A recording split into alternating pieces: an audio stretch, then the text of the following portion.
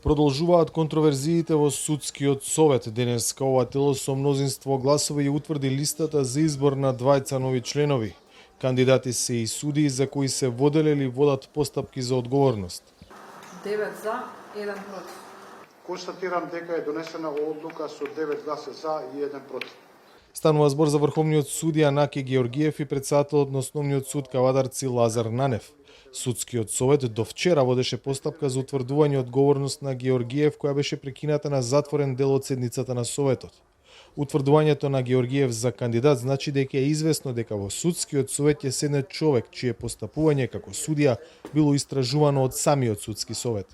Во изминатиот период дискутирав гласно, отворено и аргументирано. Денес по оваа тема одлучив гласно да молчам и со молчење да го бранам мојот глас против утврдување на листата за предложениот кандидат од Врховниот суд на Република Северна Македонија за член на судскиот совет и се надевам дека моето молчење денес ќе одекне гласно. Токму од смената на Весна Дамева Чекор, кој беше протолкуван како незаконски, стартуваа проблемите во судскиот совет. Потоа се повлекоа двајца членови и на нивно место денеска се утврдија кандидати кои немаат чисти професионални досиеа. Последните случувања во судскиот совет, телото одговорно за избор и разрешување на судии според граѓанскиот сектор, се уште еден показател дека мора да има измени во начинот на избор на членовите на советот, како и поголема храброст кај судиите да зборуваат за притисоците. Веројатно едно од решенијата е како да се победи тој притисок во секојдневната работа.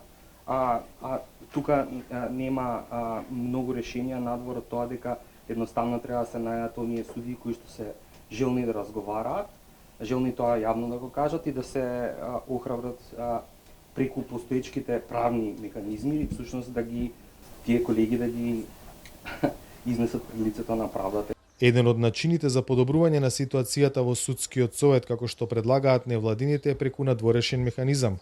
Формирање посебна комисија која ќе ги разгледува представките поднесени до судскиот совет за тие да не се чуваат во фиока. Тоа што го гледаме и го слушаме и се одвива веќе 30 на години во правосудството, сега ја доживува својата кулминација. Ниту една власт во Република Северна Македонија не успеа да се воздржи од влијанија врз правосудниот систем и токму тоа доведе да постои една таква матрица, толку јака матрица која што дури ни на самите судии не им дава простор да веруваат во системот чиј дел се и самите тие.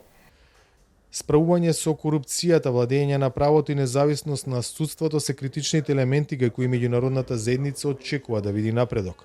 Во последната изјава за Гласот на Америка, Стейт Департментот јасно укажува на потребата од политичко немешање во работата на правосудните органи. Лидерите на Северна Македонија мора да покажат силни и опипливи резултати во борбата против корупцијата, преку зајакнување на институционалната независност и ограничување на политичкото мешање, особено во судството, порача од Стейт Департментот. За Гласот на Америка, од Скопје, Владимир Мирчевски.